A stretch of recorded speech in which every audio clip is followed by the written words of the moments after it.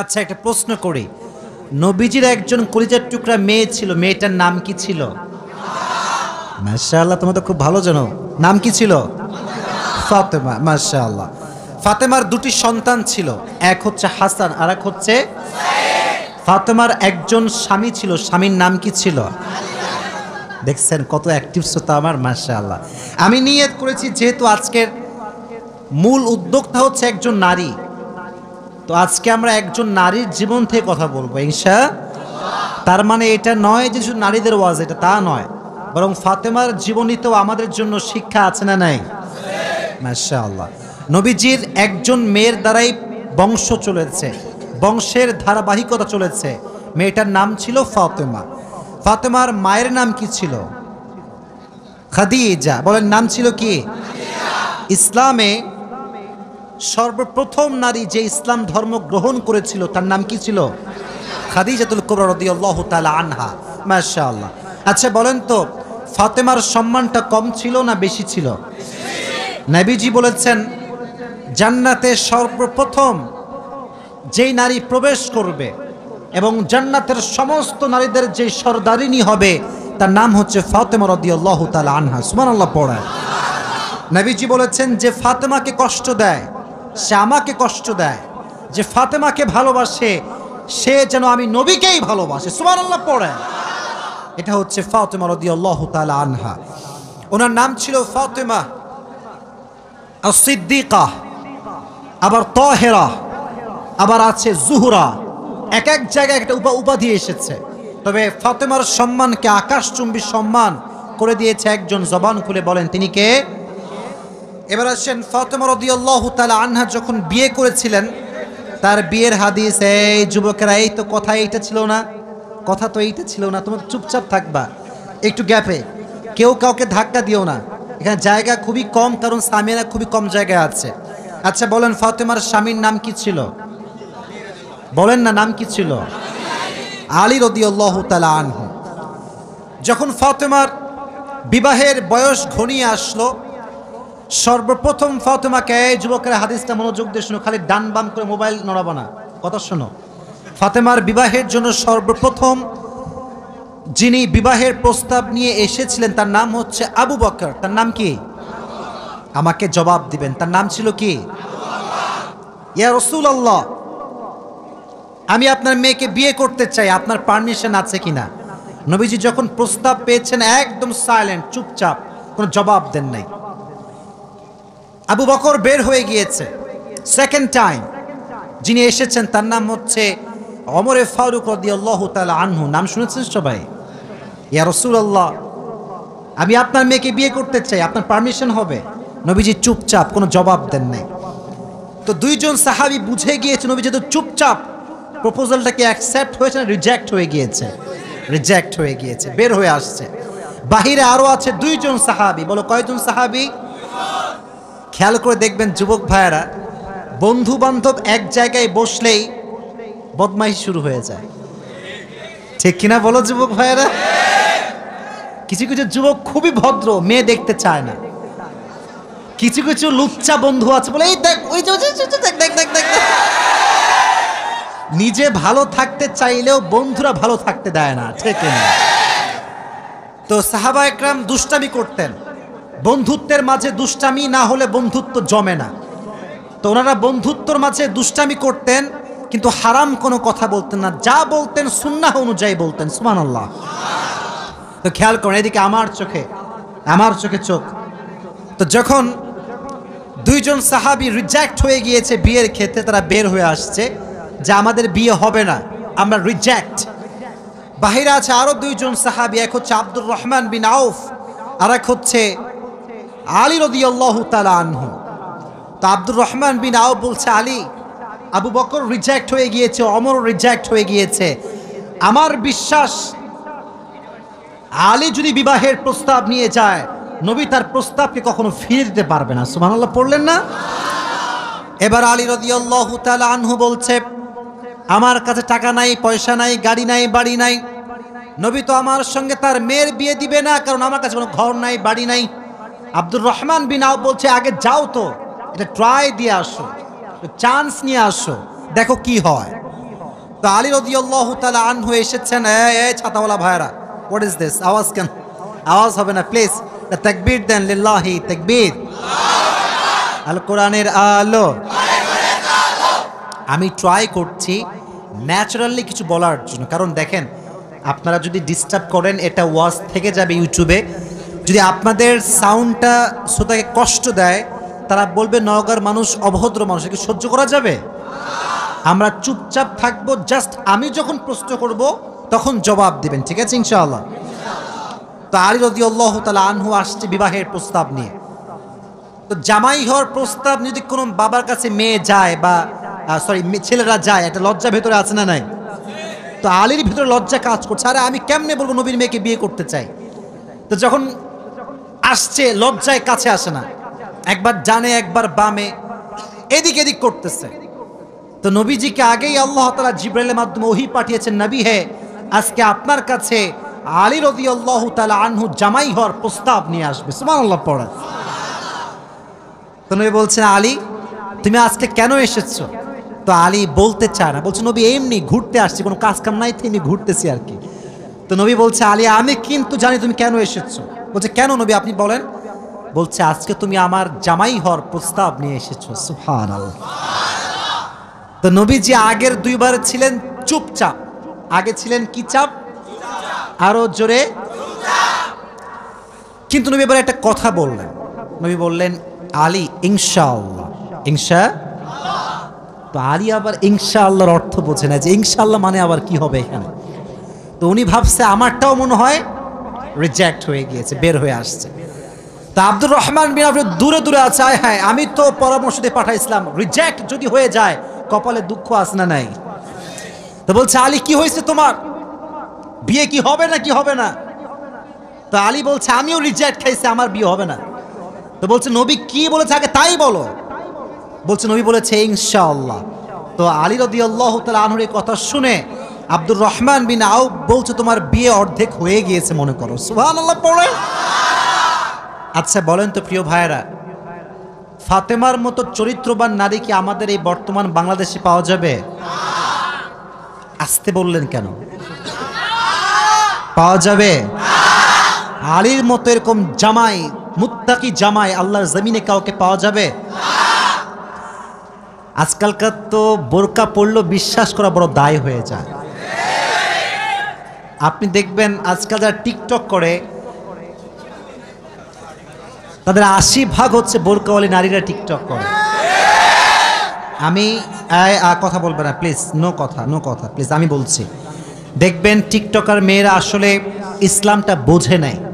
তারা মনে করছে জাস্ট বডিটা শো করব, কয়েকটা ফ্যান ফলোয়ার্স বাড়বে, বাস এনাফ। কিন্তু সে বুঝে নাই যে এই সামান্য কয়েকটা ফ্যান ফলোয়ার্স আমাকে জাহান্নামের আগুনে হাজার হাজার বছর পুড়িয়ে ফেলবে, ঠিক কিনা? They don't have any kind of realization, অনুধাবন নাই।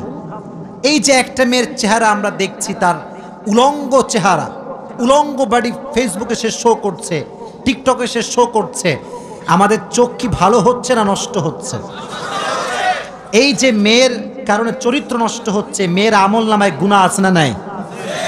তো ফাতেমা এরকম নারী ছিলেন না, এতটা খারাপ তিনি ছিলেন না। উনি ছিলেন সবচাইতে চরিত্রের সুমহান পর্যায়ের অধিকারিণী নারী। সুবহানাল্লাহ পড়ায়।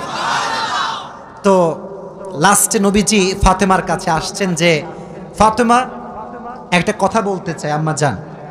দেখেন বাবা কাকে বলে, এই যুবকেরা বাবা কাকে বলে দেখো। বলছে আম্মা জান একদম মনোযোগ দিয়ে শুনবেন, ফিল করে শুনবেন। ফাতেমা তোমাকে একটা কথা বলতে চাই। আব্বাজান বলেন কি কথা? বলতেছে যে তোমার জন্য একজন পাত্র পেয়েছি বিয়ের জন্য। তো ফাতেমা বলছে মান হুয়া রজুল, হু ইজ দ্যাট পারসন, সে কে? তো নবীজি বলছেন তার নাম হচ্ছে আলী। তো আলীর নাম শুনে ফাতেমা একটা মুচকি হাসি দিয়েছে। সুবহানাল্লাহ পড়ে। তো মেয়েরা কিন্তু কাউকে পছন্দ করলে সরাসরি ইয়েস বলে না, একটা মুচকি হাসি দেয়। আর হাদিসে এসেছে বিয়ের ক্ষেত্রে মেয়েকে মুখ ফুটিয়ে হ্যাঁ বলতে হবে না, যদি সে মুচকি হাসি দেয় এটাই প্রমাণ বহন করে যে সে রাজি হয়ে গিয়েছে, ঠিক কিনা বলো? তো ফাতেমার যেহেতু মুচকি হাসি নবী দেখেছেন, নবী বলছেন ফাতেমা তোমার বিবাহ কার সঙ্গে ফাইনাল? কার সঙ্গে ফাইনাল? আলীর সঙ্গে ফাইনাল। তাহলে এই ক্ষেত্রে আমাদের একটা আদর্শ আছে ফাতেমার জীবনীর থেকে, যখন মেয়েকে বিয়ে দিবেন মুত্তাকি ছেলের সঙ্গে বিয়ে দেওয়া লাগবে, গাঁজাখোরের সঙ্গে বিয়ে দেওয়া যাবে না। আজকালকার গাঁজাখোরের সঙ্গে বিয়ে এরকম বাপ আছে না নাই? খালি গাঁজাখোর না, টাকলার সঙ্গে বিয়ে দিয়ে দেয়। আজীব কথাবার্তা। এত সুন্দর যুবক নওগাঁর মাটিতে আছে, বাবা টাকলা কেন খুঁজে বেড়ায়? আমি বুঝে আসি না জিনিসটা আর কি। শোনেন, একটা বিষয় বলি, বাস্তব কথা বলছি। 15 বছরের মেয়ের সঙ্গে 60 বছরের বুড়ার কখনো যায় না, এটা মানায় না, এটার সঙ্গে পার্সোনালিটি ম্যাচ খায় না, ঠিক কিনা যুবক ভাইরা? আমি চাই যার বউ নাই সে বিয়ে করুক, বাট যুবকের মনে কষ্ট দিয়ে বিয়ে করা যাবে না। আল্লাহ বোঝার তৌফিক দান করুক, পড়া আমিন। তো যেটা বলছিলাম, বিয়ের ক্ষেত্রে মেয়ের পারমিশন নেওয়ার দরকারটা যুবক ভাইরা আছে না নাই? তো এক বাপকে বলা হলো যে আব্বাজান, থামো, কথা শোনো। কিরে? একজন বাবাকে প্রশ্ন করা হয়েছে যে আব্বাজান, এই বামের ছেলেপেলে সব ভদ্র, এখানে সব ভদ্ররা বসে আছে, এর আওয়াজ করছো না তোমরা? চুপচাপ, একদম চুপচাপ প্লিজ। আমি কিন্তু সব সিচুয়েশন কন্ট্রোল করে কথা বলছি, প্লিজ তোমার সাইলেন্ট থাকবা। আচ্ছা, বেশি ছেড়ে গিয়েছে, মাশাআল্লাহ, তাকবীর দেন, লিল্লাহি তাকবীর। আল্লাহ মনে হয় ভাবতেছে যে না, আজকে মাহফিলটা হোক, সমস্যা কি? ঠিক না? আল্লাহ সুযোগ দিয়েছে, আমরা কাজে লাগাবো ইনশাআল্লাহ। তো আব্বাজান, আপনি আপনার মেয়েকে কার সঙ্গে বিয়ে দিলেন? इसके सर पर तो बाल नहीं है। तो বলছে যে বাবা, बाल नहीं है तो क्या हुआ, माल तो है। আজকালকার আব্বাজানরা অনেক সময় টাকাকে বেশি গুরুত্ব দেয়, তাকওয়াকে গুরুত্ব দিতে চায় না, এরকম বাবা আছে না নাই? বিয়ের ক্ষেত্রে মুত্তাকি ছেলেকে গুরুত্ব দেওয়ার দরকারটা আছে না নাই? Number 1 point. নাম্বার 2, ফাতেমার জীবন থেকে আমরা 2 নাম্বার বিষয় শিখব যে একজন স্ত্রীর আদর্শ কেমন হওয়া দরকার, স্বামীর সঙ্গে ব্যবহার কেমন হওয়া দরকার, জানা দরকারটা আছে না নাই? আজকালকাল দেখবেন আপনারা প্রিয় ভাইয়েরা, সারাটা জীবন স্বামী তার বউয়ের জন্য খাটে, টাকা পয়সা গাড়ি বাড়ি সব দেয়, একদিন গিয়ে বলে কি জানেন, তুমি আমারে কি দিলে, তোমার কি তুমি জীবনে করলা আমার জন্য?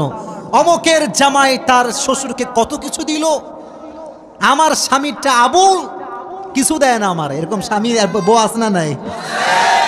আজীব কথাবার্তা, এটা ঠিক না।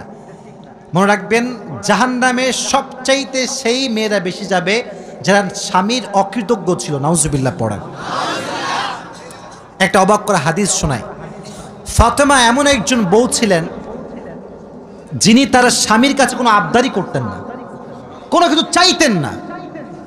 তো একদিন স্বামী আসছে, আলী এসে বলছে, এই ফাতেমা, তুমি আমার কাছে কোনো কিছু চাও না কেন? কিচ্ছুই চাও না, আমি চাই তোমাকে দিতে, তুমি নিতেই চাও না। আজকে তুমি এমন একটা কিছু চাইবা যেটা খাওয়ার জিনিস হবে, আমি তোমাকে নিয়ে এসে খাওয়াবো, আমি তোমাকে নিয়ে এসে। তো ফাতেমা বলছে, না দরকার নাই। কি দরকার? থাক না, কোনো প্রয়োজন নাই। তো আলী আজকে নাসরবান্দা, না আমি খাওয়াই ছাড়বো আজকে, বলো কি খাবা। তো চাওয়ার একটা লিমিটেশন আছে। উনি বললেন, আমার কিচ্ছু লাগবে না, জাস্ট বাজার থেকে একটা আনার নিয়ে আসবেন। কি নিয়ে আসবেন? তো আলী রাদিয়াল্লাহু তাআলা আনহু বলছে, ঠিক আছে যাও, আমি যাচ্ছি, তোমার জন্য নিয়ে আসবো একটা আনার। বের হয়েছেন নেওয়ার জন্য। এই মনোযোগ দিয়ে শুনবেন হাদিসটা, খুব মনোযোগ দিয়ে।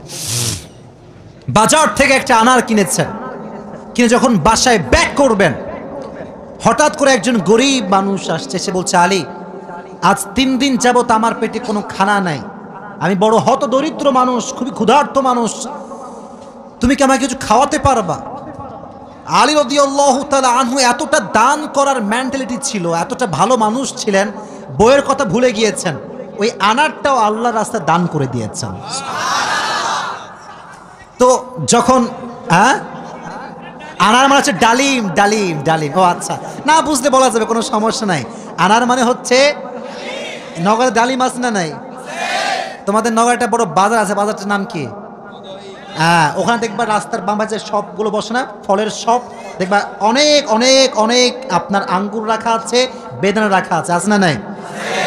আপনারা বেদনাও বলেন, ডালিমও বলেন। আচ্ছা, তো উনি দান করে দিয়েছেন। তো যখন দান করে দিয়েছেন, হঠাৎ করে মাথায় আসছে, তো কার জন্য ছিল? ফাতেমার জন্য। বলেন কার জন্য ছিল? তো মনটা খারাপ যে জীবনে বউ একবার চাইলো, তাও খাওয়াইতে পারলাম না, মানুষকে দিয়ে দিলাম। বাসায় আসছে, মনটা খুবই খারাপ। তো বউয়ের ভালোবাসা কাকে বলে খুব ভালো করে বুঝবেন। আলী যখন গেটটা খুলেছে, ফাতেমা যখন আলীর চেহারার দিকে তাকাইছে, বলছে আলী, নিশ্চিত তুমি আমার বেদনা, আমার ডালিম তুমি আল্লাহর রাস্তায় দান করে দিয়েছো। সুবহানাল্লাহ পড়ে। তো বলছে ফাতেমা, আসলেই তাই, আমি দান করে দিয়ে আসছি। তো বলছে আলী, তুমি যদি আমার জিনিসকে আল্লাহর রাস্তায় দান করে খুশি হও, আমি ফাতেমা তাতেই খুশি হয়ে গেলাম। অবাক করা বিষয় দেখেন, হঠাৎ করে একজন মানুষ বাসার গেটে নক করেছে, এই কেউ কি আছে বাসায়? গেট খুলেছে, তো দেখছে গেটের বাইরে দাঁড়িয়ে আছে একজন সাহাবী, তার নাম হচ্ছে সালমান ফার্সি। তার নাম কি? এদিকে পেছনে কিয়ামত হয়ে যাক, তোমরা আমার দিকে তাকাও। তার নাম কি? সালমান ফার্সি। বলছে কি হয়েছে আপনার, হঠাৎ করে আপনি আমাদের বাসায় আসছেন? বলছে নবীজি তোমার জন্য 9টি আনার হাদিয়া পাঠিয়েছেন। আপনার সুবহানাল্লাহ পড়তে পারলেন না? কয়টি আনার? আরো জোরে। তো আলী বলছেন নো, এটা আমার না, এটা আমার হতে পারে না। সালমান ফার্সি বলছে কেন? এটা তোমার জন্য পাঠিয়েছে। আলী বলছে ভালো করে চেক করো, এটা আমার জন্য হতে পারে না। বলছে কেন? বলছে আল্লাহ তাআলা কোরআনে বলেছেন, মান জাআ বিল হাসানাতি ফালাহু আশরু আমসালিহা, যে আল্লাহর রাস্তায় একটা দিবে, আল্লাহ তারে 10 গুণ বাড়ায় দিবে। তাহলে আমার তো 9টা হবে না, আমার হবে কয়টা? তো সালমান ফার্সি এই কথা শুনে আবার পকেটে হাত দিয়েছে, হাত দিয়ে আরেকটা বের করেছে। বলছে নবী তোমাকে 10টাই দিয়েছে, আমি জাস্ট পরীক্ষা করছিলাম। সুবহানাল্লাহ পড়ে। তো চাইলেও একটা ভালোবাসা লাগে, আর যে আল্লাহর রাস্তায় দান করে তার আরো বেশি বাড়ায় দেয়। একজন আওয়াজ দিয়ে বলেন তিনি কে? আর একটা রেওয়ায়াত বলি, একদিন ফাতেমা রাদিয়াল্লাহু তাআলা আনহা সুতা বিক্রি করলেন। কি বিক্রি করলেন? সুতার দাম হচ্ছে 6 দিরহাম। কয় দিরহাম? আচ্ছা, তো বলছে হে আমার স্বামী আলী, 6 দিরহাম নিয়ে কয়েকটা রুটি নিয়ে আসো হাসান এবং হোসাইনের জন্য। কার জন্য? হাসান এবং হোসাইন কার সন্তান? ফাতেমা এবং আলীর সন্তান। তো অবাক করে একটা রেওয়ায়াত, আমি জাস্ট গতকালকে এটা পড়লাম, এটা আমি আগে জানতাম না। তো বের হয়েছে বাসার থেকে রুটি কিনবার জন্য। কি কিনবার জন্য? রুটি কিনে ফেলেছে। Just he was coming back to home, বাসায় আসছিলেন। হঠাৎ করেই গরিব আসছে, অসহায় মানুষ। আলী, কিচ্ছু নাই পেটে খাওয়ার মতো, তুমি কিছু দিতে পারবা? আলীর মনোমাইন্ড এতটা বড় ছিল, যা কিনতে গিয়েছিল ফ্যামিলির জন্য, ওইটাও আল্লাহ রাস্তায় দান করে দিয়েছে। জোরে সোরে পড়ুন সুবহানাল্লাহ। সন্তানের জন্য খাবার আপনি কিনেছেন, কিন্তু দান করে দিয়েছেন, কিন্তু ভেতরে একটা কষ্ট আছে না নাই? দেখো এই যুবকেরা, প্লিজ প্লিজ লাফালাফি করো না, এদিকে আমার দিকে একদম স্থির হয়ে থাকো, চুপচাপ স্থির থাকো। কারণ নওগাঁর মানুষ তো এরা অভদ্র ঘরের সন্তান, এরা সব ভদ্র ঘরের সন্তান, ঠিক না? চুপচাপ থাকেন। তো যখন ফিরে আসবেন, হঠাৎ করে একজন লোক আসছে, এসে বলছে আলী তুমি কি উটটা কিনবা? উট? বলেন কি? তো আলী বলছে না ভাই, টাকা পয়সা নাই, কেনার সম্ভব না।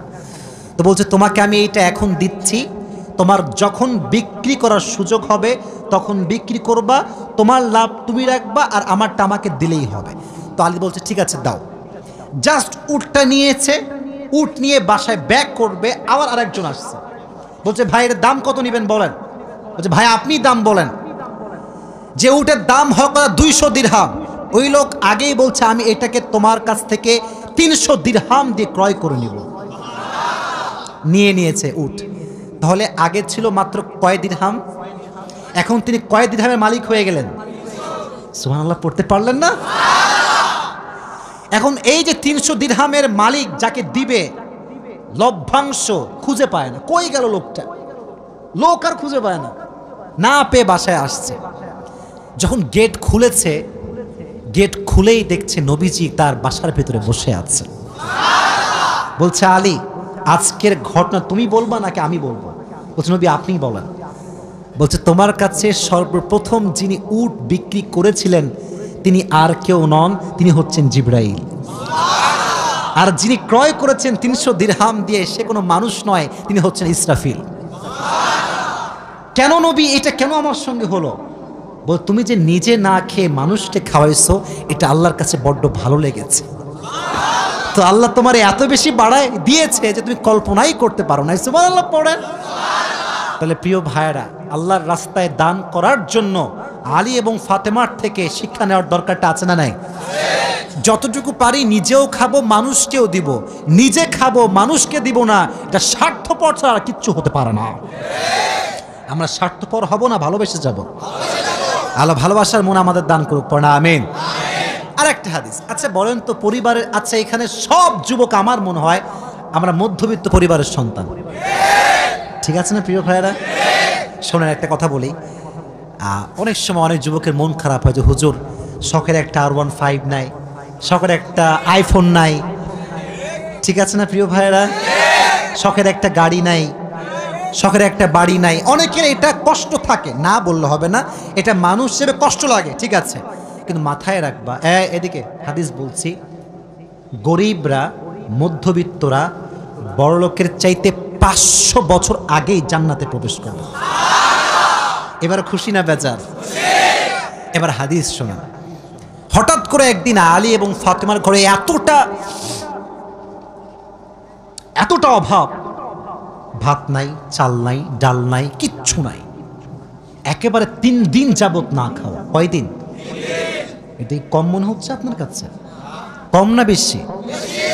আপনি বিশ্বাস করেন আজকালকার যুবকরা বডি বিল্ডিং করে, ইভেন তার 6 প্যাক বডি আছে, কিন্তু রোজা রাখতে চায় না। এই এলাকায় মনে হয় নাই? খবর লাগাবেন না, আপনার ভাবিও রোজা রাখে না, খবর লাগায় না। বলবেন যে ভাবি হোয়াট ইজ দিস, রোজা রাখেন না? এখন বলছে বাবা গায়ে শক্তি নাই, দুর্বল। একদিন এক যুবককে বললাম, কি রে তুই আমার ওয়াজ শুনিস না? বলছে অবশ্যই শুনি। তাই রোজা রাখিস না কেন? বলছে যে ভাই রোজা রাখলে বডি কমে যাবে। নাউজুবিল্লাহ পড়তে পারলেন না প্রিয় ভাইরা? কয়েকদিন যাবত না খাওয়া। এবার আলী রাদিয়াল্লাহু তাআলা আনহু বাধ্য হয়ে গিয়েছেন, আর পারছেন না।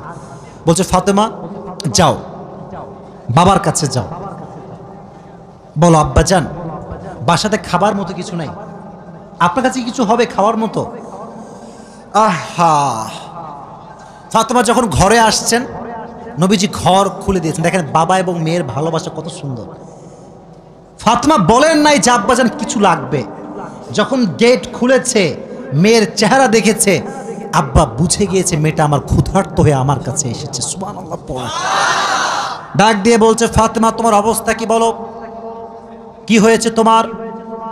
ফাতেমা রাদিয়াল্লাহু তাআলা আনহা ডাক দিয়ে বলছে আব্বাজান আজ 3 দিন যাবত আমাদের বাসায় কোনো ভাত নাই, ডাল নাই, চাল নাই, গোস্ত নাই, কিচ্ছু নাই। আমি আপনার কাছে একজন ক্ষুধার্ত নারী হয়ে এসেছি কিছু নেওয়ার জন্য। তো নবীজি বলছেন এই যুবকেরা এদিকে তাকাও।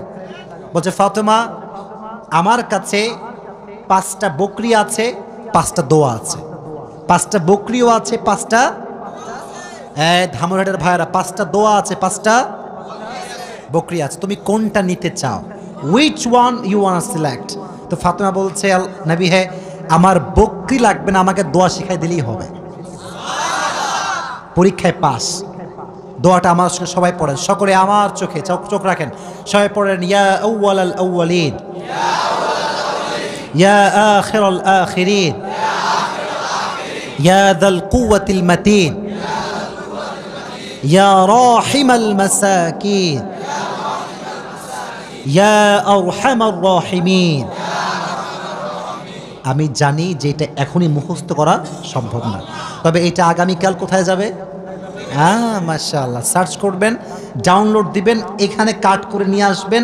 এই দোয়াটা you have to repeat after me, বারবার বারবার বারবার। নবীজি বলেছেন এই দোয়া যে যত বেশি পড়বে তার রিজিকে বরকত তত বেশি বেড়ে যাবে। এই দোয়াটা আমরা বেশি বেশি পাঠ করবো তো ইনশাআল্লাহ। এবার ফাতেমা আলীর কাছে ব্যাক করেছে। আলী বলছে ফাতেমা তোমার হাতে গোস্ত কোথায়? ভাত কোথায়, খাবার কোথায়? তোমার হাত তো খালি, কোথায় আমার খাবার? তুমি তো খালি হাতে ফিরে এসেছো। বলছে আলী আমার হাত খালি না, আমার হাত ভরপুর আছে। বলছে কিভাবে? বলতেছে যে যাহাবতু লিদ-দুনিয়া ওয়া জিতু বিল আখিরাহ, আমি নবীর কাছে দুনিয়া চাওয়ার জন্য গিয়েছিলাম, নবী আমাকে আখিরাত দিয়ে ফিরাই দিয়েছে। আমি আখিরাত নিয়ে তোমার কাছে এসেছি। তো আলী এবার নিজেই আসছে। ডানের যুবকরা কিরে আমার দিকে তাকাও। এবার নিজে কে আসছে? আলী। ওর এবার কে আসছে? নবী। হে অভাব, খাবার দাবার কিচ্ছু নাই। নবী এবার সংখ্যা বাড়ায় দিয়েছে। বলছে আমার কাছে 5000 বকরি আছে আর 5টা দোয়া আছে, তুমি কোনটা চাও? আলী বলছে নবী 5000 বকরি নয়, 5টা দোয়া হলেই চলবে। কতটা আল্লাহর উপরে ভরসা চিন্তা করেন। আমার মতো আপনার মতো মদন হইলে আগে বকরি দেন, তারপর দোয়া দেখা যায়। ঠিক কিনা যুবক ভাইরা বলো? শুধু এইটা, বিপদে পড়লে মানুষ সুদও খায়, ঘুষও দেয়। আল্লাহর উপরে ভরসা করে কিছু থামবে, দোয়া করবে, তাহাজ্জুদ পড়বে, এই সবর মানুষের মাঝে নাই। ঠিক কিনা যুবক ভাইরা বল? এজন্য আমাদের অভাব আসলে, দুঃখ আসলে আমরা ভরসা করব একজনকে। আওয়াজ দিয়ে বলেন তিনি কে? আপনারা মনে হয় বিরক্ত হয়ে গেছেন, আমি দোয়া করে দেবো, তাই না? না না, বিরক্ত হয়ে গেছেন মনে হয় না। আসলে খুব ভালো লাগলো এই বিষয়টা, যে আপনারা এতটা আগ্রহী যে বৃষ্টি হচ্ছিল তা আপনারা জান নাই। এটাই প্রমাণ করে নওগাঁর মানুষ ইসলাম প্রেমিক মানুষ, কোরআন প্রেমিক মানুষেরা। এই প্রমাণ দেওয়া যাবে তো ইনশাআল্লাহ? বেশি না, আর কিছু কথা বলবো, দোয়া করেই আমরা বাসায় ফিরে যাবো ইনশাআল্লাহ। আর যেহেতু মুক্তা চৌধুরী সহ যারা এই প্রোগ্রামটা অ্যারেঞ্জ করেছেন, এটার পিছনে অনেক কষ্ট আছে, অনেক মেধা আছে, অনেক শ্রম আছে। এই যে একটা প্যান্ডেল আপনারা করেন, বিশ্বাস করেন অনেক কষ্ট আছে। এই যে স্টেজ, এই যে মাইক্রোফোন, চেয়ার, এই সব কিছু সাজাতে অনেক কষ্ট করতে হয়। আমরা যারা বক্তা আছি, আমরা বড় সেলফিশ, আমরা বড় স্বার্থপর। আমরা আসি এমন একটা ভাবেই বাঁচি না আমরা, ঠিক কিনা প্রিয় ভাইরা বলো? না, আমাদের ভাব দেখলে মনে হয় আকাশ থেকে নেমে আসছি আমরা। কিন্তু আমাদের উচিত, একদিন যাচ্ছি যেহেতু, কলিজার ভেতর থেকে সবাইকে ভালোবাসতে হবে, এটা আমাদের অধিকার। ঠিক কিনা বলো? সো আমি চাইলে কিন্তু শুধু দোয়া করতে পারতাম, যে বৃষ্টি হচ্ছে দোয়া করে দেবো, না। আমি ভেবেছি এইটা, যেহেতু আপনারা আমাকে ভালোবাসেন, আমাকেও ভালোবাসার মান রাখতে হবে। ঠিক কিনা? তো আমি যে কথাগুলো বলবো এখন একটু মনোযোগ দিয়ে শুনবেন, ঠিক আছে ইনশাআল্লাহ? আচ্ছা, এখান থেকে যে সাউন্ড, এটা কি বাসায় যাচ্ছে? আশেপাশে যে বাসাগুলো, মানে আমার বোনরা তো শুনতে পাচ্ছে, তাই এখন যা বলবো এটা বোনদের জন্য গুরুত্বপূর্ণ হবে। আচ্ছা শোনেন, একটা কথা আমি আপনাকে, এই যুবকেরা প্লিজ আমার দিকে তাকাও, প্লিজ। আর কতবার বড় লাগে, প্লিজ আমার চোখে চোখ রাখো। আমি তোমাদের কাছে একটা কথা বলি যুবক, আচ্ছা আমরা কি মেয়েদের শত্রু নাকি বলো? তোমরা বলো না কেন, আমরা কি শত্রু? আমার কথা হচ্ছে বোন, আপনি পর্দাশীল হয়ে যান, আপনাকে আমরা স্যালুট করব, ঠিক না? আপনি পর্দাশীল না হলেও আপনাকে কলিজার ভেতরে সম্মান করব। এই জন্য, কারণ কাউকে ঘৃণা দিয়ে নয়, সম্মান দিয়ে পরিবর্তন করতে হয়। আমাদের যে আজকাল অ্যাটিটিউড আমাদের বক্তাদের ভেতরে, দেখবেন যে আমরা বাংলাদেশে ভাই যে পরিমাণ হুজুররা আর এক হুজুরকে বদনাম করে, পৃথিবীতে দ্বিতীয় আর কোথাও আপনি এরকম পাবেন না।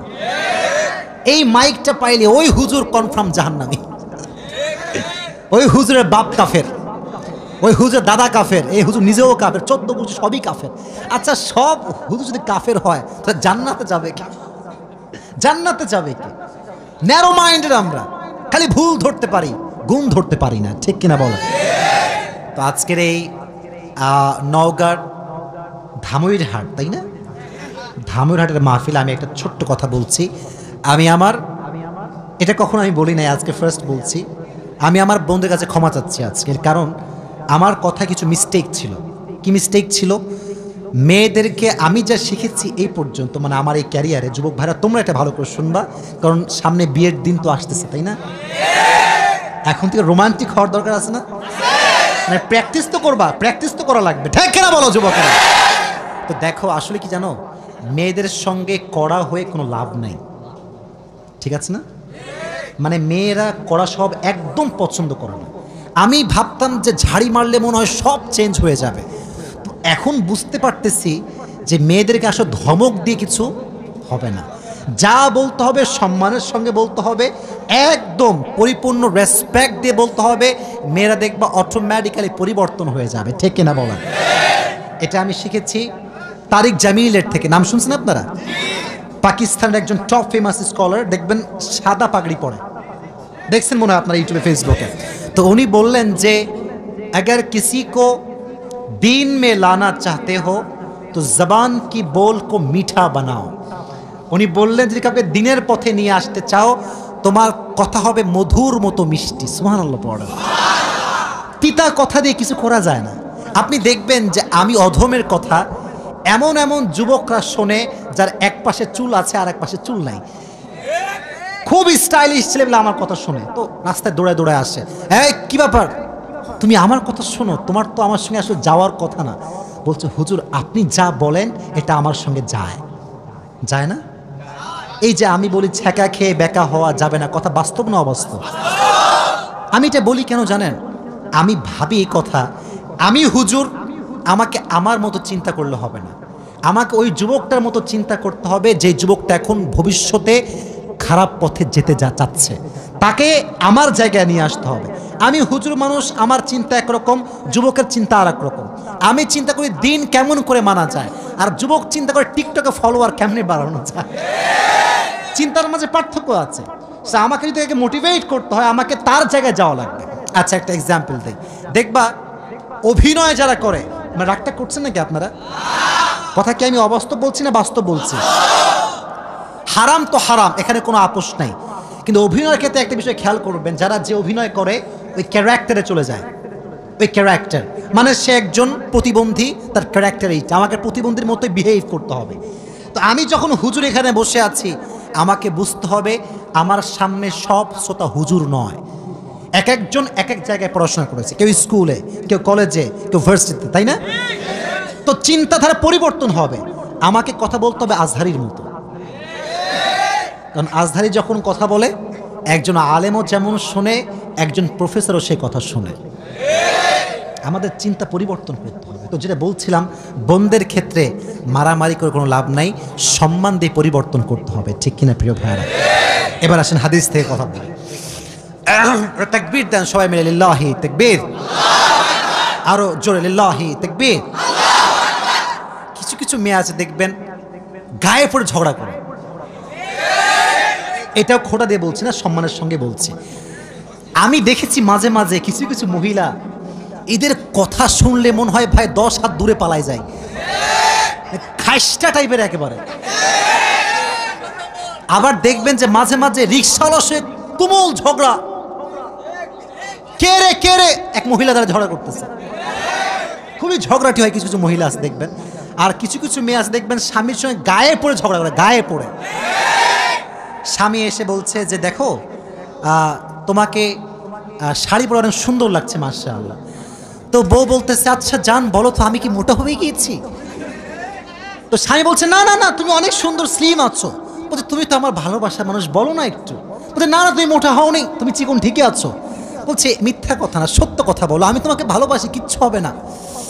তো বলছে যে জান তুমি একটু মোটা হয়েছো।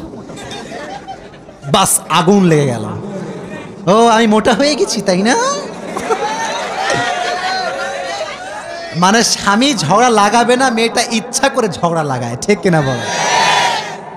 হাদিসে এসেছে ফাতেমার সঙ্গে আলীরও ঝগড়া হতো মাঝে মাঝে, বাট এটা মিষ্টি ঝগড়া ছিল।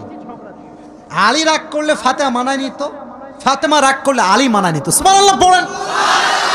কিন্তু একদিন ঝগড়াটা একটু বেশি হয়ে গিয়েছে, আলী এত রাগ বাড়িতেই থাকবো না, যা, বাড়ি থেকে বের হয়ে গিয়েছে। তো এখন এইদিকে কথা বলবেন, ফাতেমার ঘরে নবীজি আসছেন বেড়াবার জন্য যে আমার মেয়ের কি অবস্থা। গেট খুলেছে, দেখছে মেয়ে আছে, জামাই নাই। ফাতেমা এই না আলী, আলী কোথায়? ফাতেমা কথা কয় না, ভয় আছে, যদি বলি ঝগড়া আছে অবস্থা খারাপ হয়ে যাবে। তো ভাবতেছে মিথ্যা কথা বলা যাবে না, বলছে আব্বাজান আলীর সঙ্গে একটু ঝগড়া লাগছে, আলী রাগ করে চলে গিয়েছে। অন্য শ্বশুরে কি বলতে, হ্যাঁ এত বড় সাহস আমার মেয়ের সঙ্গে ঝগড়া, ও ঠ্যাং আজকে ভেঙে দিব। নবীজি এই কথা বলেন নাই, নবীজি নিজে লাঠিতে ভর করে জামাইকে খুঁজতে বের হয়ে গিয়েছে। আলী কোথায় খুঁজে পায় না, খুঁজে পায় না। হঠাৎ করে দেখছে আলী মসজিদে নববীর পাশে শুয়ে আছে মাটির উপরে। কিসের উপরে? আর নিচে একটা চাদর আছে। তো যেহেতু মাটি লেগে গিয়েছে, নবী ডাক দিয়ে বলছে, ইয়া আবা তুরাব, হে মাটির বাবা। এর উদ্দেশ্য আমি ব্যাখ্যাটা বলছি, দেখবেন। এই এদিকে তাকান। মনে করেন আপনার বন্ধুর সঙ্গে আপনার রাগারাগি হয়েছে, কিন্তু আপনি চাচ্ছেন এমন একটা ভাব করতে যে কিছুই হয় নাই। মনে করেন আপনার ফ্রেন্ড আপনার একটা স্যাড পোস্টে হা রিয়েক্ট মারছে, তো রাগ লাগে না মাঝে মাঝে? শালা আমি মরি কষ্টে, তুই শালা হা মারিস, লাগে না? কষ্ট লাগে না?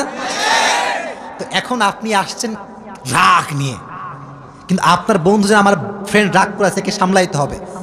বলছে, বন্ধু তুই যে মেয়েকে পছন্দ করি তার নাম্বার আমি পেয়ে গিয়েছি। তো দেখবেন যে এই বন্ধু বলবে যে শালা যেহেতু পেয়ে গেছে রাগ করা যাবে না। ঠিক আছে না প্রিয় ভাইরা? কারণ রাগ করলে আমার আর বিয়ে করা হবে। তো নবীর টেকনিক দেখেন, কথা কি মারপ্যাচ বোঝা যাচ্ছে? নবীর টেকনিক দেখেন। নবী জানে যে আলীর সঙ্গে ফাতেমার কি হয়েছে? ঝগড়া। কি হয়েছে? আরো জোরে কি হয়েছে? তো আলীকে এমন ভাবে ডেকেছে, ইয়া আবা তুরাব, মানে ও জামাই সাহেব কি খবর, কি করেন? মানে আমি কিছু জানি না, কোনো সমস্যা না, আসেন, কিছু হয় নাই, আসেন। তো আলী ভাবতেছে নবী মনে হয় জানে না, কোনো সমস্যা নেই, চলি নবীর সঙ্গে যাওয়া যায়। তো নবী এদিকে তাকান, প্র্যাকটিক্যালি বোঝেন, আমি অ্যাক্টিং করে বোঝাচ্ছি, অভিনয় করে। নবীজি বললেন, আলী ওঠেন। নিজে জামাইয়ের হাত ধরে উঠালেন। সুবহানাল্লাহ পড়েন। গল্প করতে করতে জামাই শ্বশুর যাচ্ছে বাড়ির দিকে।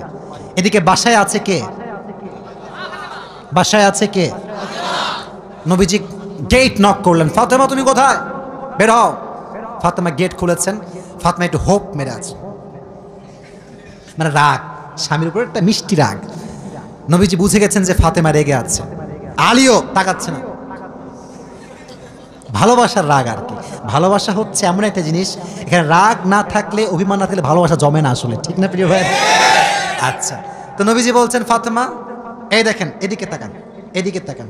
ফাতেমা ডান পাশে বসো, আলী আমার কাছে আসো, রোম্যান্টিক সিন ম্যান, বামে বসো।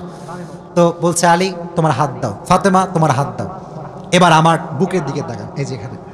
নবীজি ফাতেমার হাত এখানে রাখলেন নিজের বুকের উপরে, আলীর হাত তার উপরে, আর নবীজি এই দুইটা হাতের উপর নিজের হাতটা রাখলেন। এই তিনটা হাত একসঙ্গে, একটা হচ্ছে ফাতেমার হাত, আর একটা হচ্ছে, আর একটা নবীজির নিজের হাত। সুবহানাল্লাহ পড়ে। নবীর হাত যেখানে আছে বরকত কম না বেশি? তিনটা হাত রেখে নবীজি দেখেন কি চালাক নবী, কি চালাক নবীজি। বলছে, ফাতেমা বলো আই লাভ ইউ, বলো কি? আসলে হাদিসের শব্দ আই লাভ ইউ না, আমি জাস্ট আপডেট করে এটাকে বোঝাচ্ছি। আলীকে বলছে, আরে তুমি বলো আই লাভ ইউ টু, বলো আমাদের কোনো রাগ ঢাক কিচ্ছু নাই। নবীর হাতের ছোঁয়া পেয়ে তারা সব রাগ ভুলে গিয়ে আবার মিলেমিশে একাকার হয়ে গেল। ঝগড়া লাগতে পারে, মনে রাখবেন সম্পর্কে রাগ হতে পারে, অভিমান হতে পারে, বাট ছেড়ে যাওয়ার নাম ভালোবাসা নয়, হাতটা আগলে ধরার নাম হচ্ছে ভালোবাসা, ঠিক কিনা? হাত ধরে রাখলেন যে হাত ছাড়া যাবে না। যখন মিটমাট নবীজি বের হয়ে আসলেন, নবীজির চেহারা এতটা খুশি, যখন সাহাবা একরামদের কাছে আসছে, নবীর চেহারার থেকে নূর বের হতে শুরু করে দিয়েছে। ইয়া রাসূলুল্লাহ আপনি এত খুশি কেন? বলছে, সাহাবা একরাম শোনো, আজ আমি আমার মেয়েকে তার জামাইয়ের সঙ্গে মিলাই দিয়ে আসছি। এই জন্য ঝগড়া হতে পারে, বাট ডিভোর্স দেওয়া যাবে না। আজকালকার ডিভোর্স এত বেশি বেড়ে গিয়েছে, যে পরিমাণ মানুষ মরে তার সাথে বেশি ডিভোর্স বাংলাদেশে হয় মনে হয় আজকাল। ডিভোর্স দেওয়া যাবে, মানিয়ে নেওয়ার দরকারটা আছে না নাই? এই জন্য বোনদের কাছে আমার আবদার, অনুরোধ, রিকোয়েস্ট, স্বামীকে খোটা দিয়ে নয়, ভালোবাসা দিয়ে বোঝাতে হবে। স্বামীকে তার অতীত দিয়ে নয়, তার বর্তমান দিয়ে জাস্টিফাই করতে হবে। কিছু কিছু মেয়ে আছে স্বামীর একটু খারাপ পাইলে, হ্যাঁ তোর মতো শয়তান কেউ নাই, এরকম মেয়ে আছে না নাই? শুধু একা একা অপমান করে না, এলাকার মানুষ সবার সামনে। মনে রাখবেন, যেই মেয়ে তার স্বামীর বদনাম করে সেই মেয়ে ভালো হতে পারে না। স্বামীকে বদনাম করে ঠিক করা যায় না, স্বামীকে ভালোবাসা দিয়ে ঠিক করতে হয়, ঠিক না? তবে মাঝে মাঝে সিচুয়েশন পরিবর্তন হলে পদক্ষেপ নেওয়া যাবে, বাট ডিভোর্সের পর্যায়ে যাওয়া এটা ভালো কোনো কাজ হতে পারে। আল্লাহ আমাদের সকলের দাম্পত্য জীবনকে সুখময় করে দিক, সকলেই পড়ে না আমিন। তাহলে আমরা শিখলাম বিয়ের ক্ষেত্রে মেয়ের পারমিশন নেওয়ার দরকারটা আছে না নাই? ফাতেমার বিয়ের ক্ষেত্রে নবীজি পারমিশন নিয়েছেন কি নেন নাই? Number 1 point. নাম্বার 2, এই বাচ্চারা এই এক মোবাইল দিছে কে রে? হ্যাঁ না মুরব্বী আব্বাজান আপনার পাশে কিচ্ছু হয়নি, এ কিচ্ছু হয়নি, একে ঝাড়ে না না কিছু বলেন না, ঝাড়ি মারা যাবে না, ও আবার এখানে আসবে তো, ওকে আসতে হবে, ও আজকের শ্রোতা আগামী নামাজি হবে ইনশাআল্লাহ। এদের সঙ্গে বাজে ব্যবহার করবেন না। কিছু কিছু হুজুর দেখে এই বাচ্চারা এই বাচ্চা যাওয়ার সময় তওবা করে ইয়ার কভি ভি মাহফিল মে নেই আয়েঙ্গে হাম, ও তওবা করে যায়, ঠিক না প্রিয় ভাইরা? আবার মাঝে মাঝে দেখবেন বাচ্চা যখন মসজিদে যায়, মুরব্বী আছে কিছু মুরব্বী ঠেটা টাইপের, মানে ঠেটা ঠেটা ঠেটা মুরব্বী আছে এলাকায়, হ্যাঁ তুই কার বেড়া রে, আজীব কথাবার্তা। বাচ্চা আসলে পকেটে চকলেট রাখবেন, আব্বু এদিকে আসো, কয় রাকাত পড়লা? আমি একজন বাচ্চাকে বললাম কি রে ফজর নামাজ কয় রাকাত বা 10 রাকাত? ও বোঝে না, বাট আসে তো, ওকে তাড়ায় দেওয়া যাবে? ভালোবাসার দরকারটা আছে না নাই? তাহলে 1 নাম্বার শিক্ষা, মেয়েকে বিয়ে দেওয়ার ক্ষেত্রে পারমিশন নিব, আজ আছেন তো ইনশাআল্লাহ। 2 নাম্বার, যতই অভাব হোক না কেন আল্লাহর রাস্তায় দান আমরা করবো তো ইনশাআল্লাহ। আর মেয়ে যখন স্বামীর কাছে কিছু চাইবে, খারাপ ভাষায় চাইবে না ভালো ভাষায় চাইবে? ভালো ভাষায়। আচ্ছা, লাস্ট নাম্বার সেটা হচ্ছে আমরা যখন বিয়ে করব যতই ঝগড়া হোক সমাধান করে নিব, কেউ কাউকে ছেড়ে যাওয়ার চেষ্টা করব। আমি অধম, যা যা বলেছি, যতটুকু বলেছি আল্লাহ তাআলা সবাইকে সে অনুযায়ী আমল করার তৌফিক দান করুন, সকলেই পড়না আমিন। আসলে যেহেতু আজকের প্রোগ্রামটা একটু অনাকাঙ্ক্ষিত হয়ে গিয়েছে, আপনারা যদি বসে থাকতেন, আমি যদি কথা বলতাম, মজাই হতো আলাদা, তাই না আজকে? তবে আমরা দুঃখ পাইনি, আমাদের ভরসা আশা একজনের উপরে, তিনি কে? আমি এটা বিশ্বাস করি, বিশ্বাস করেন, এটা হয়েছে, এটাই মনে হয় ভালো হয়েছে, মানে আল্লাহ যা চাইছে ভালোর জন্য তো চাইছে, তাই না? আমি একটা কথা বলি, লাস্ট কথা, কালকে আমার প্রোগ্রাম ছিল সাতক্ষীরা, নাম শুনছেন?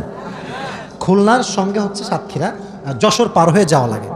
আমি আমার বাস্তবিক কথা বলছি, আল্লাহ ভালো চাই বলেই সব কাজ করে। আমার ইচ্ছা ছিল যে সুন্দরবন কখনো যায়নি, আমি কিন্তু খুলনা জন্মগ্রহণ করছি, আপনারা জানেন খুলনাতে আমার জন্ম হচ্ছে খুলনাতে। তো ভাবলাম যে এবার সাতক্ষীরা মাহফিল করব, অবশ্যই সুন্দরবনটা দেখেই আসবো। আমি শুক্রবার জুমা পড়িয়েছি হচ্ছে গাইবান্ধা, কোথায়? মানে গরুবান্ধা, গাইবান্ধা আর কি। আচ্ছা, জুমা পড়িয়ে ভাবলাম, আমি বলছি যেটা ভালো করে বুঝবেন, এটা আমি মজা করার জন্য বলছি না, শিক্ষা আছে এখানে। তো গাইবান্ধার থেকে আপনার সাতক্ষীরা হচ্ছে প্রায় 12 থেকে 14 ঘন্টার জার্নি, কম না বেশি ভাই?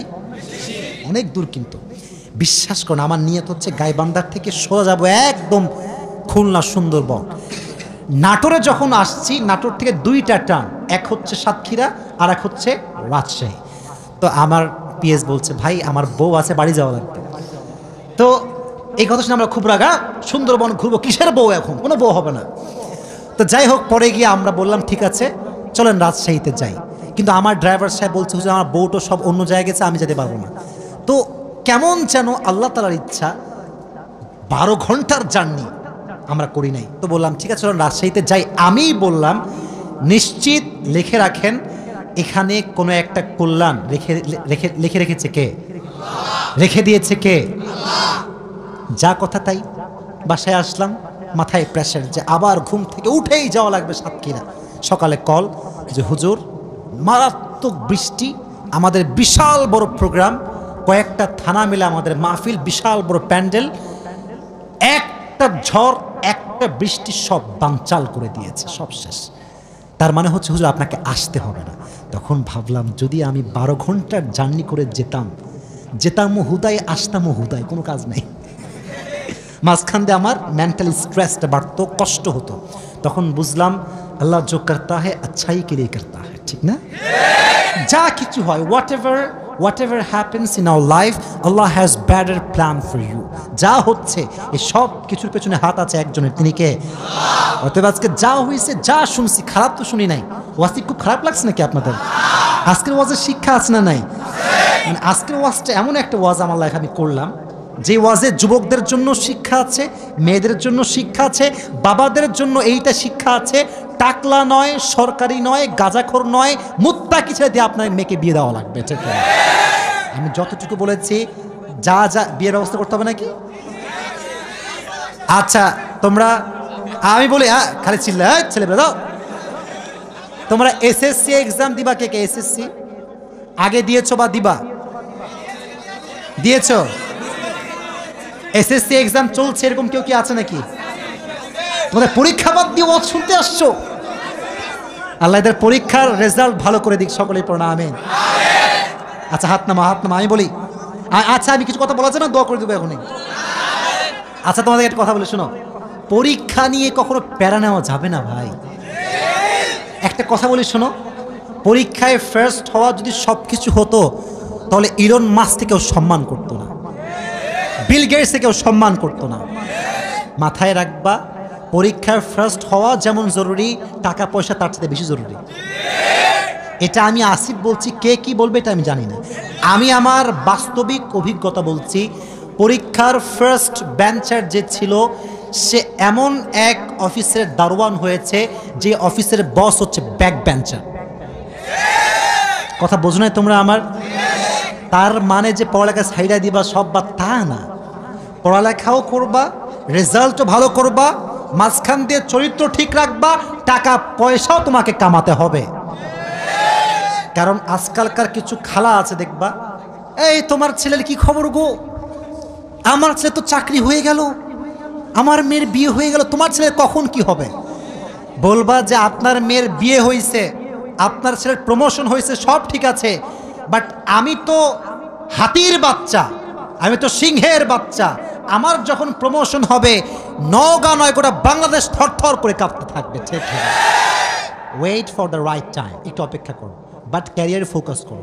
মনে রাখবা পরীক্ষার এই যে একটা পেইন, এরকম পেইন যে কত খাইছে জীবনে, কিচ্ছু কাজে আসে নাই, খালি ঘুমটা নষ্ট করছি আর কিচ্ছু না।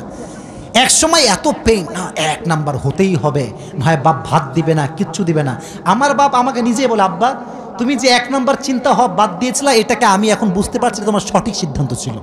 কারণ আমরা এই যে তথাকথিত সমাজ 1 নাম্বার হতে হবে, 1 নাম্বার হতে হবে, এইটা করতে করতে ক্যারিয়ারের মূল ফোকাসটা হারায় যায়। কথা ঠিক আছে না প্রিয় ভাইয়েরা? তুমি ভালো রেজাল্ট করো, বাট জীবনে যেটা হতে চাও পাশাপাশি এটাকে বেশি ফোকাস করো। রাজি আছো তো ইনশাল্লাহ? আপনার সাকিব আল হাসানের নাম শুনছো? খেলোয়াড়, অলরাউন্ডার, তাই না? তোমরা, আমি জাস্ট তোমাদেরকে ভালোবেসে কথাগুলো বলছি, আমার কথা শেষ, জাস্ট ভালোবেসে বলছি। তোমরা দেখবা যে ও রিসেন্টলি গ্রাজুয়েশন কমপ্লিট করেছে, দেখছো? 15 বছরের গ্যাপ। কত বছরের গ্যাপ? তো যখন পড়ালেখা বাদে ক্রিকেটিং শুরু করছিল, এলাকার মানুষ গাইল ধুমাইয়া গাইল, শালা পাগলা লেখাপড়া বাদ দিয়ে ক্রিকেটিং করে বেড়াচ্ছে। যারা ক্রিটিসাইজ করতো ওই সময়ে, তারাও আজকে সেলফি তোলার জন্য পাগল হয়ে গিয়েছে। ঠিক না ভাই? বোঝা ট্রাই করো, ক্যারিয়ারটা হচ্ছে মেইন থিং। পরীক্ষার রেজাল্ট ডাজেন্ট ম্যাটার যদি তুমি ক্যারিয়ারে ভালো কিছু করতে পারো। তুমি ফ্রিল্যান্সিং করতে পারো, তুমি একজন ভালো উদ্যোক্তা হতে পারো, তুমি বিজনেস ম্যাগনেট হতে পারো, তুমি একজন লেকচারার হতে পারো, তুমি যা মন চায় হতে পারো, বাট খালি পরীক্ষা পরীক্ষা পরীক্ষা, 100 নাম্বার পাইতে হবে, জিপিএ 5 পাইতে হবে, এই চিন্তা বাদ দিয়ে দাও। ঠিক না প্রিয় ভাইরা? আল্লাহ আমাদের সবাইকে বোঝার তৌফিক দান করুক, সকলেই পড়া আমিন। যারা পরীক্ষার্থী এসেছো, পরীক্ষার হলে গিয়ে 2টি কাজ করবা। কয়টা কাজ? 1, যখন বাসার, সবার জন্য বলছি, শুধু ওদের জন্য না, সবার জন্য, যখনই পরীক্ষা আসবে বাসার থেকে বের হওয়ার আগে 2 রাকাত সলাতুল হাজত পড়বে। কি হাজত?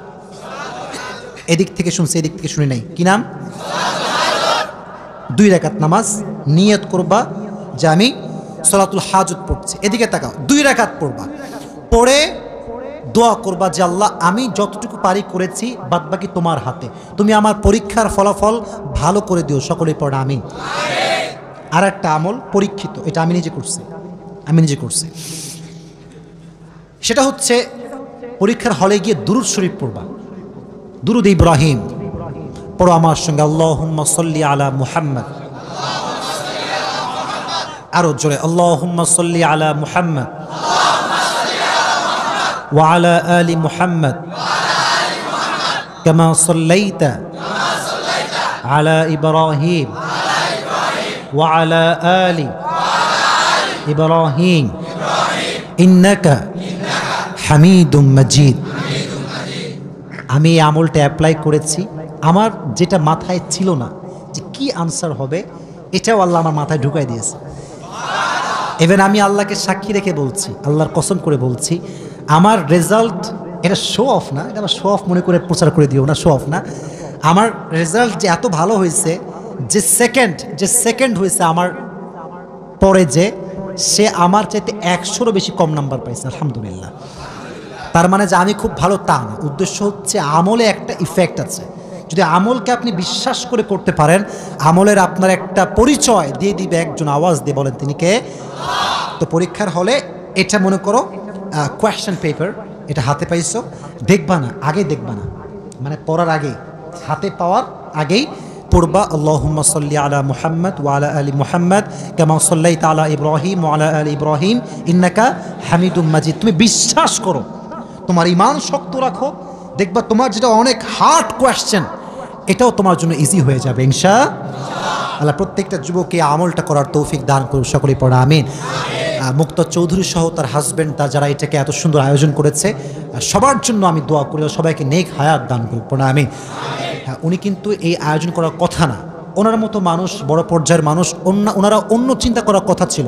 এটা প্রমাণ করে যে মুক্তা চৌধুরী একটা ভালো ইসলামিক মনোমাইন্ড বিলং করে, ঠিক আছে না প্রিয় ভাইরা? ইভেন তোমরা দেখো, উনি দাওয়াত দিয়েছে বলে কিন্তু আমরা আজকে এখানে আসছি, তাই না? তো আমি আসলে ওনার বাবার জন্য দোয়া করব যে আল্লাহ ওনার বাবাকে জান্নাতুল ফেরদাউসের উচ্চ মাকাম নসিব করে দিক, সকলে মন খুলে পড়না আমিন। এবং পাশাপাশি যারা বেঁচে আছে আত্মীয় স্বজন, সবাইকে আল্লাহ নেক হায়াত দান করুক, সকলে পড়না আমিন। আমাদের যারা মারা গিয়েছে পূর্বপুরুষ, বাবা মা, খালা খালু, নানা নানি, দাদা যান, সবার জন্যই আজকে আমরা আমাদের মন খুলে দোয়া করব, ঠিক আছে ইনশাআল্লাহ।